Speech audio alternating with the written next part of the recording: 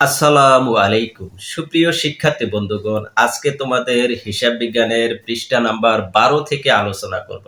তো পৃষ্ঠা নাম্বার 12তে যে বিষয়টি আলোচনা করা হয়েছে সেটি হলো মালিকানা সত্ত্বকে ভেঙে চুরমার করা হয়েছে।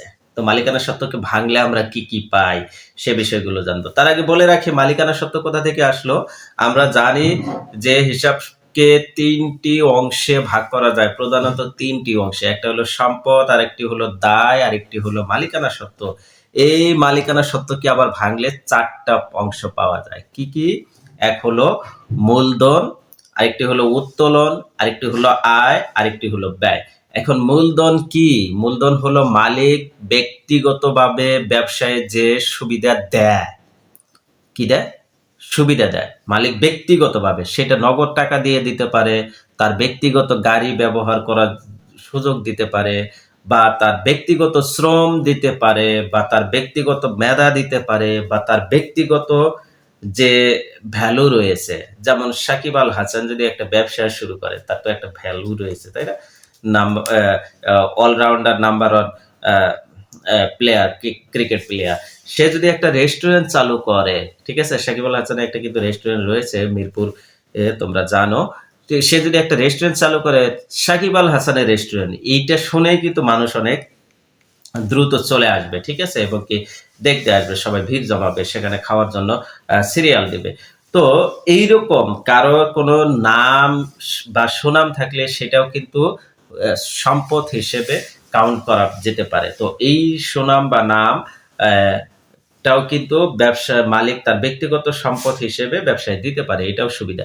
অর্থাৎ মালিক তার ব্যক্তিগত সম্পদ থেকে বা ব্যক্তিগত বিষয় থেকে যে অংশটুকু ব্যবসার সুবিধা দেয় সেটি হলো মূলধন।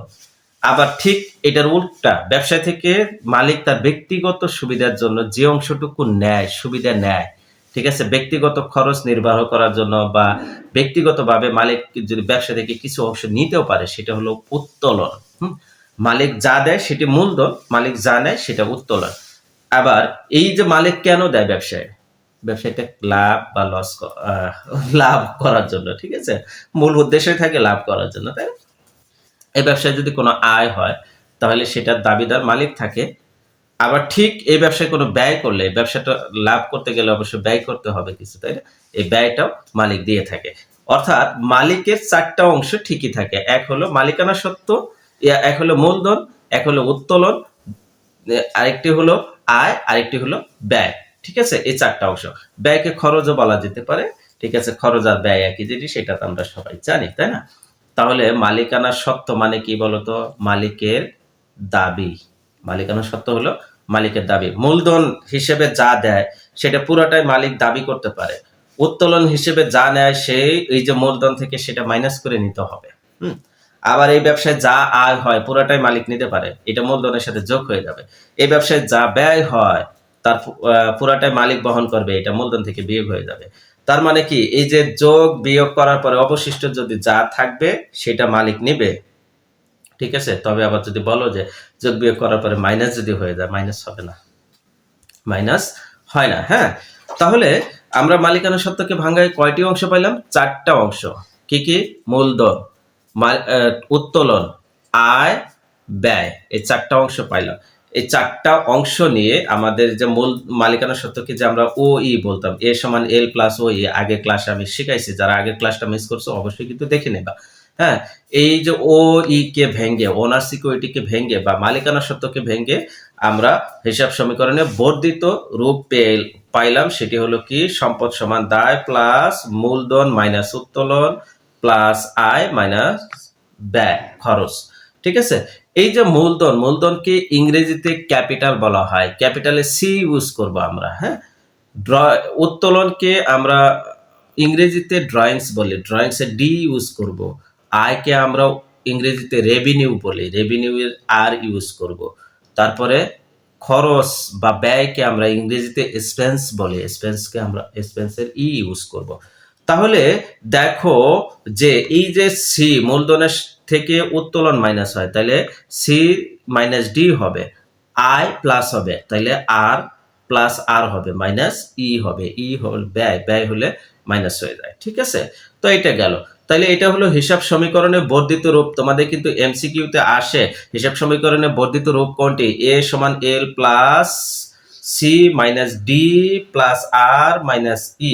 এই যে C minus D plus R minus E, এটা প্লাস ব্র্যাকেটে থাকবে, ফার্স্ট ব্র্যাকেটে থাকবে। হ্যাঁ, এটা কিন্তু করবা। তবে একটা জিনিস বলে দিই, এটা কিন্তু এখানে সি প্লাস আর মাইনাস ই মাইনাস ডি এরকমও থাকতে পারে। ঠিক আছে, অর্থাৎ যেটাই থাকুক না কেন, এই যে এই চারটা রয়েছে, এই চারটার অবস্থান পরিবর্তন হতে পারে, বাট যেটার আগে যে চিহ্ন আছে, অর্থাৎ যার আগে মাইনাস আছে সেটা মাইনাসই হবে, যার আগে প্লাস আছে সেটা প্লাসই হবে।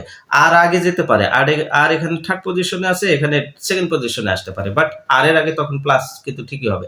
ডি এখানে সেকেন্ড পজিশনে আছে, এটা ফোর্থ পজিশনে যেতে পারে, যেতেই পারে, সমস্যা নেই, কিন্তু চিহ্নটা ডির আগে কি আছে? মাইনাস আছে, মাইনাসটাই বসাতে হবে। বুঝতে পারছো? তাইলে এটা কিন্তু একটু ঘুরায় ফেরায় এমসিকিউতে আসতে পারে, যেহেতু তোমাদের বহুপদী সমাপ্তি সূচক এমসিকিউ থাকে। সেখানে নিচের কোনটি হিসাব সমীকরণের বর্ধিত রূপ, এইটা একটা দিল 1 নম্বরে, আরেকটা একটু উল্টাপাল্টা করে দিয়ে দিল 2 নম্বরে, এবং 3 নম্বরে আর একটা ভুল দিয়ে দিল। তো দিয়ে বললো যে উপরে কোনটি সঠিক, 1 ও 2, 1 ও 3, 1 2 3, নাকি কোনোটি নয়, এরকম কিছু থাকতে পারে। তখন তো তুমি কি দেবা? 1 আর 2, কারণ 1 আর 2 এখানে ঠিক আছে।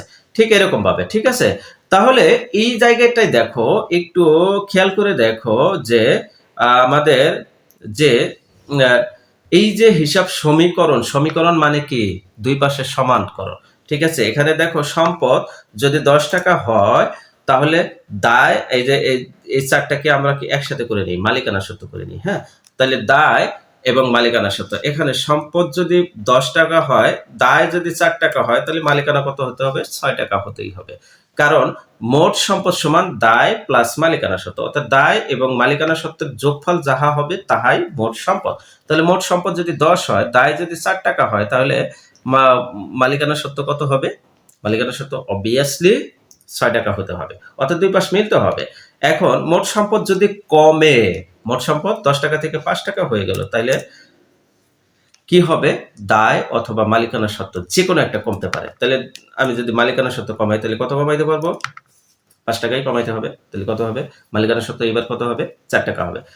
অথবা আমরা যদি কি করি, আমরা যদি মালিকানা সত্ত্ব কমাই ফেলি, যে এখানে আমরা মালিকানা সত্ত্ব কমাইলাম, দায়ও কমাইলাম, দুইটাই কমাইলাম। ঠিক আছে, মালিকানা সত্ত্ব 2 করলাম, দায় 2 করলাম, মালিকানা সত্ত্ব 3 করলাম, যেটাই করি না কেন, অর্থাৎ সম্পদ যে 5 টাকা রয়েছে, এই পাশের দুইটা যোগ করলেও 5 টাকাই হতে হবে। অর্থাৎ মোট সম্পদ বাড়লে দায় অথবা মালিকানা সত্ত্ব বাড়ে, মোট সম্পদ কমলে দায় অথবা মালিকানা সত্ত্ব কমতে পারে। অথবা আবার দেখো, একটা সম্পদ বাড়তে পারে, আরেকটি সম্পদ কমতে পারে সমপরিমাণ, একটা সম্পদ বাড়তে পারে সমপরিমাণ, আরেকটি সম্পদ কমতে পারে একই ঘটনায়। ঠিক আছে, অথবা একটা দায় বাড়তে পারে সমপরিমাণ, আরেকটি মালিকানা সত্ত্ব কমতে পারে। একটা দায় কমতে পারে সমপরিমাণ, আরেকটি মালিকানা সত্ত্ব বাড়তে পারে। অথবা একটা দায় কমতে পারে সমপরিমাণ, আরেকটি দায় বৃদ্ধি পেতে পারে। অথবা একটা মালিকানা সত্ত্ব কমতে পারে সমপরিমাণ, আরেকটি মালিকানা সত্ত্ব বাড়তে পারে। এরকম ঘটনা ঘটতে পারে। ঠিক আছে, তাহলে এই ঘটনাগুলো আমরা একটু দেখবো। যে এখানে সূত্র আকারে দেওয়া আছে, দেখো যে মোট সম্পদ বাড়লে দায় অথবা মালিকানা সত্ত্ব কমে, একটা ঘটনা। মোট সম্পদ কমলে দায় অথবা মালিকানা সত্ত্ব কমবে। একটি সম্পদ বাড়লে সমপরিমাণ আরেকটি সম্পদ কমবে। একটি মালিকানা সত্ত্ব বাড়লে দায় কমবে, মালিকানা সত্ত্ব কমলে দায় বাড়বে। অথবা একটি দায় বাড়লে অপর একটি দায় সমপরিমাণ কমবে, মালিকানা সত্ত্ব সমপরিমাণ হ্রাস বা বৃদ্ধি হতে পারে। এই 7টা ঘটনা ঘটতে পারে। ঠিক আছে, লেনদেনে হিসাবের যে প্রভাবগুলো রয়েছে, এই প্রভাবের মধ্যে এই 7টি ঘটনা ঘটতে পারে। ওকে, তাহলে এগুলো একটু উদাহরণ সাহায্যে বোঝার চেষ্টা করি। যে দেখো, উদাহরণ 1 নম্বরে বলা আছে মোট সম্পদ বাড়লে দায় অথবা মালিকানা সত্ত্ব বাড়বে। এই ক্ষেত্রে দেখো, উদাহরণ দেওয়া আছে যে নগদ 5,000 টাকা নিয়ে ব্যবসা শুরু করা হলো। নগদ কত টাকা নিয়ে ব্যবসা শুরু করলো? 5,000 টাকা। তাহলে এই 5,000 টাকা নিয়ে যে ব্যবসা শুরু করলো, এইটি ব্যবসার টাকাটা দিল কে? মালিক। তাহলে মালিক যাহা দিয়েছে তাহাই হলো মূলধন। তাহলে মূলধন মানে মালিকানা সত্ত্ব বৃদ্ধি পেয়েছে। আর তুমি যে ব্যবসায় পাইলা 5,000 টাকা, এটি হলো তোমার নগদ সম্পদ। তুমি কিন্তু আরেকটি জিনিস বলে দিই, অঙ্ক করার সময় তুমি নিজেকে কখনো মালিক ভাববা না। মালিক ভাবলে কিন্তু অঙ্ক হবে না, অঙ্ক ভুল হয়ে যাবে। তুমি নিজেকে সবসময় ব্যবসা প্রতিষ্ঠান ভাববা বা তুমি প্রতিষ্ঠান ভাববা। ঠিক আছে, মালিক আলাদা জিনিস, মালিক দ্বিতীয় পক্ষ, তুমি প্রথম পক্ষ, প্রতিষ্ঠান। হ্যাঁ, মালিক সবসময় ব্যবসা এবং মালিক সবসময় আলাদা। হিসাব বিজ্ঞানের দৃষ্টিকোণে ব্যবসা এবং মালিক সবসময় আলাদা। তুমি যখন অঙ্ক করবে তখন ব্যবসা প্রতিষ্ঠান নিজে নিজে তোমার মাইন্ড সেট আপে মনে করবে যে আমি ব্যবসা প্রতিষ্ঠানের পক্ষ, মালিক আলাদা পক্ষ। ঠিক আছে, এইভাবে যদি মনে করো যে তাহলে এখানে বুঝতে পারবা যে দেখো মালিক তোমাকে তোমার ব্যবসায় 5,000 টাকা দিল, তার মানে তুমি 5,000 টাকা পাইলা, নগদ 5,000 টাকা বৃদ্ধি পাইলো। ঠিক আছে, সেই ক্ষেত্রে নগদ হলো সম্পদ। কি সম্পদ? সম্পদ কি কি রয়েছে? সম্পদ নগদ থাকতে পারে, যন্ত্রপাতি থাকতে পারে, আসবাবপত্র থাকতে পারে। তো এই ধরনের সম্পদ অনেকগুলা রয়েছে। আমরা এই সম্পদ কোনগুলা দায়, কোনগুলা আয়, কোনগুলা ব্যয়, কোনগুলা মূলধন হিসেবে ধরতে হয়, কোনগুলা উত্তোলন হিসেবে ধরতে হয়, এগুলো বিস্তারিত আরো আলোচনা করব। আর এগুলো সুন্দরভাবে শেখার জন্য অবশ্যই পাশে থাকবে এবং ফলো করবে, আর তোমার বন্ধুদের সাথে শেয়ার করে দেবে। ঠিক আছে, তো আপাতত মনে রাখি যে এখানে নগদ যে বাড়লো, আমার নগদ 5,000 টাকা বাড়লো, এটি হলো আমার কি মোট সম্পদ বৃদ্ধি পেল। ওকে, তাহলে এই সম্পদ বৃদ্ধি পাইলো এক পাশে, আরেক পাশে কি হবে? মালিকানা সত্ত্ব মূলধন বৃদ্ধি পাইছে, কারণ মালিক তো এই টাকাটা দিছে, মালিক এই টাকা দাবিদার। ঠিক আছে, এজন্য বৃদ্ধি পেয়েছে সব মালিকানা সত্ত্ব। ঠিক আছে, আবার দেখো আরেকটি বলছে ধারে 5,000 টাকা যন্ত্রপাতি ক্রয় করা হলো। যন্ত্রপাতিও একটা সম্পদ, তাহলে তুমি যন্ত্রপাতি পেয়েছো, তোমার সম্পদ বৃদ্ধি পেয়েছে। বাট এই টাকাটা এখনো পরিশোধ করো না, টাকাটা কি করতে হবে? তোমাকে পরিশোধ করতে হবে। কি করতে হবে? পরিশোধ করতে হবে। তাহলে পরিশোধ করতে হবে মানে কি? কেউ তোমার কাছ থেকে টাকা পাবে, কেউ তোমার কাছ থেকে টাকা পাবে, এরকম মনে হলে তাকে পাওনাদার বলা হয় বা প্রদেয় হিসাব লিখতে হয়। হ্যাঁ, আর এই পাওনাদার বা প্রদেয় হিসাব এটি হলো দায়। এটা কি? দায়, মানে টাকা পরিশোধ করতে হবে, টাকা পরিশোধ করতে হবে, কারোর প্রতি তুমি দায়বদ্ধ, সেটি হলো দায়। ঠিক আছে, তার মানে কি এই 5,000 টাকা তুমি এখনো পরিশোধ করো নাই, এটা তোমার দায় বৃদ্ধি পেয়েছে, দায় বৃদ্ধি পেয়েছে। আর এদিকে যন্ত্রপাতি সম্পদ বৃদ্ধি পেয়েছে, তার মানে একটা সম্পদ বাড়লো আর একটা দায় বৃদ্ধি পেল। আগের উদাহরণে কি পেলাম? একটা সম্পদ বৃদ্ধি পেল আর একটা মালিকানা সত্ত্ব বৃদ্ধি পেল। অর্থাৎ সম্পদ বৃদ্ধি পেলে মালিকানা সত্ত্ব অথবা দায় যে কোনো একটা বৃদ্ধি পেতে পারে। তাহলে এটাতে মালিকানা সত্ত্ব বৃদ্ধি পেল, এটাতে দায় বৃদ্ধি পেল। ওকে, 2 নম্বর উদাহরণটা একটু দেখি। মোট সম্পদ কমলে দায় অথবা মালিকানা সত্ত্ব কমবে। তাহলে মোট সম্পদ কি? দেখো প্রদেয় হিসাব পরিশোধ করা হলো। ওই যে বললাম কাউকে টাকা পরিশোধ করতে হবে এরকম মনে হলে সেটাকে পাওনাদার বলা হয়, এবং পাওনাদারকে আমরা প্রদেয় হিসাব লিখবো। তাহলে প্রদেয় হিসাব পরিশোধ করা হলো 3,000 টাকা, তার মানে কি পাওনাদারকে টাকা পরিশোধ করে দেওয়া হলো। তাইলে পরিশোধ করে দিলে তো তার প্রতি দায়বদ্ধতা কমে গেল, তাহলে দায় কমে গেল। ঠিক আছে, আর টাকাটা কিভাবে গেল? নগদে গেল। নগদ তো সম্পদ, আমরা প্রথমেই বুঝে নিলাম। তাহলে সম্পদ কমে গেল, তার মানে কি এক পাশে সম্পদ নগদ 3,000 টাকা কমে গেল, আর এক পাশে প্রদেয় হিসাব দায় 3,000 টাকা কমে গেল। এবার আরেকটি উদাহরণ দেওয়া যাক যে নগদে বেতন পরিশোধ করা হলো 2,000 টাকা, তার মানে 2,000 টাকা বেতন পরিশোধ করা হয়েছে, নগদ টাকা কমে গেছে। কি পারপাস? বেতন পারপাস। বেতন একটা ব্যয়। ঠিক আছে, ব্যয় হলে মালিকানা সত্ত্ব কমে, ওই যে মাইনাস হয়। ঠিক আছে, মালিকানা সত্ত্ব কমে গেছে 2,000 টাকা, আর এক পাশে সম্পদ 2,000 টাকা কমে গেছে। তাইলে দেখো এই যে উদাহরণটা কি ছিল? মোট সম্পদ কমলে দায় অথবা মালিকানা সত্ত্ব কমবে। তাইলে এখানে দেখো মোট সম্পদ কমছে, এই পাশে দায় কমে গেছে। এখানে দেখো মোট সম্পদ কমছে, এখানে মালিকানা সত্ত্ব কমছে। তাইলে আমরা উদাহরণ আমরা সূত্র এবং উদাহরণ দিয়ে কিন্তু প্রুফ করে দিলাম প্র্যাকটিক্যালি। ঠিক আছে, এরপরে দেখো একটি সম্পদ বাড়লে অপর একটি সম্পদ কমে, এটা একটা সূত্র রয়েছে। একটি সম্পদ বাড়লে অপর একটি সম্পদ কমে। তাইলে কি? দেখো নগদে আসবাবপত্র ক্রয় উদাহরণ দেওয়া আছে। নগদে আসবাবপত্র ক্রয় 1,00,000 টাকা। তাহলে আসবাবপত্র একটা সম্পদ, তুমি আসবাবপত্র ক্রয় করে নিয়েছো, তোমার সম্পদ বৃদ্ধি পেয়েছে, টাকাটা নগদে দিয়েছো, নগদ টাকা কমে গেছে। তাহলে নগদ টাকা কমে গেলে কি হয়? সম্পদ হ্রাস পায়।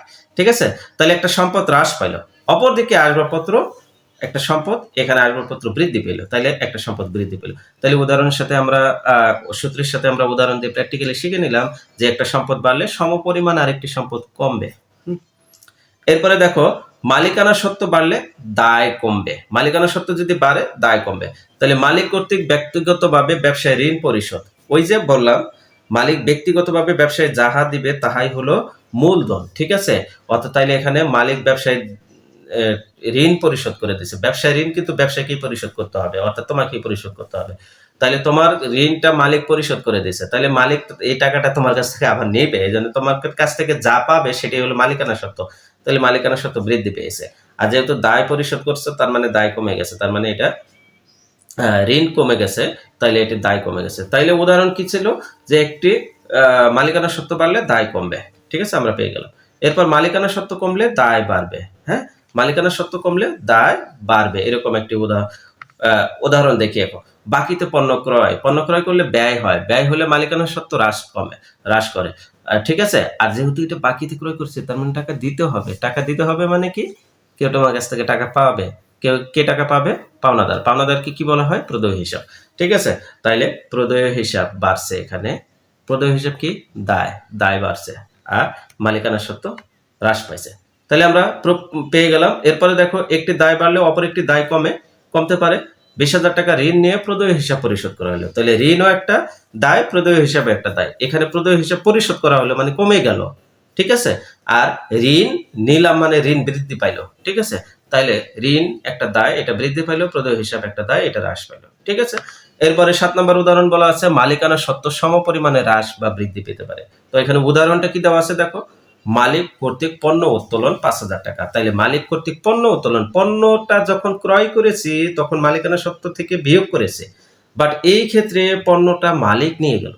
তাইলে মালিক যখন নিবে, মালিক তো ব্যক্তিগত সুবিধা নিল, তাহলে ব্যক্তিগত সুবিধা নিলে উত্তোলন হবে, বাট এই যে ক্রয়টা তো আমি ব্যয় করেছিলাম, সেই ব্যয়টা এখানে কমে গেল, হ্রাস পাইল। তার মানে কি, ক্রয় ব্যয় হ্রাস পেয়েছে, তার মানে এটা প্লাস হয়েছে, আরেকটি কি হয়ে গেছে, উত্তোলন করার কারণে মালিকানা সত্ত্ব মাইনাস হয়ে গেছে। বুঝতে পেরেছো? তো এটা ছিল এই যে আমাদের যে হিসাবের যে সম্পদ বাড়লে দায় বা মালিকানা সত্ত্ব বাড়তে পারে, সম্পদ কমলে দায় বা মালিকানা সত্ত্ব কমতে পারে, বা একটা সম্পদ বাড়লে আরেকটা সম্পদ কমতে পারে, একটা দায় বাড়লে আরেকটা সম্পদ একটা মালিকানা সত্ত্ব বাড়তে পারে, কমতে পারে, এরকম। তো এই বিষয়গুলো আমরা কিন্তু প্র্যাকটিক্যালি এখানে শিখে ফেললাম, ঠিক আছে। তাহলে এখান থেকে আমরা হিসাবের শ্রেণী বিভাগ কিন্তু প্রধানত দেখো দুইটা পাইলাম, একটা হলো সম্পদ সমান দায় প্লাস মালিকানা সত্ত্ব, এইটা, ঠিক আছে। এখানে যদি দেখি তাহলে হিসাব হলো 3 প্রকার, ঠিক আছে। আর আরেকটি হলো সম্পদ সমান দায় প্লাস এই যে মালিকানা সত্ত্বকে ভাঙে মূলধন, আয়, ব্যয়, মালিকের উত্তোলন, এই 4টা পেয়েছে। তাইলে উপরে হিসাব লক্ষ্য করলে দেখা যায় হিসাব 5 প্রকার। কত প্রকার? হিসাব 5 প্রকার। তাইলে কি, সম্পদ, দায়, মূলধন, মালিকানা সত্ত্ব, মূলধন, রেভিনিউ বা আয়, আরেকটি হলো ব্যয়, ঠিক আছে। এই 5টি হিসাব রয়েছে। তাহলে হিসাব কত প্রকার? 5 প্রকার। হিসাব প্রধানত কত প্রকার? 3 প্রকার, ঠিক আছে। আধুনিক পদ্ধতিতে হিসাব কত প্রকার? 5 প্রকার। সনাতন পদ্ধতিতে হিসাব কত প্রকার? 3 প্রকার। মনে থাকবে? তো এই জিনিসগুলো মনে রাখবে একটু, ঠিক আছে। তো আজকে ক্লাস এই পর্যন্তই। আমার ক্লাস ভালো লাগলে তোমার বন্ধুদের সাথে অবশ্যই শেয়ার করবে। আর সবাই ভালো থাকো, সুস্থ থাকো, আমার সাথেই থাকো, ইনশাআল্লাহ হিসাব বিজ্ঞানে প্রো হয়ে যাবে। ওকে, বাই বাই।